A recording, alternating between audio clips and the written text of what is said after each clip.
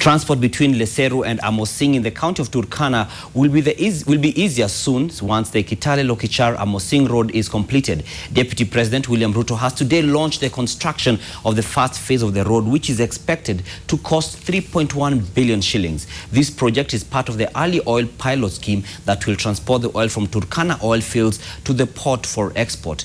Two other roads, Lodwar-Loichamatek and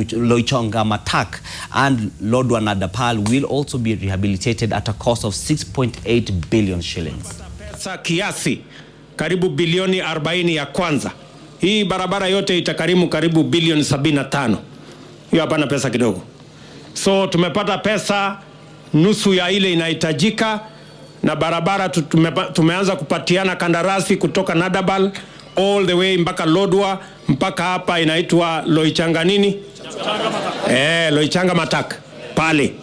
Hiyo tayari tuko na pesa yake, na contractors ingine wataripoti in the next 1 month, wengine watakuja mapema mwaka ujao.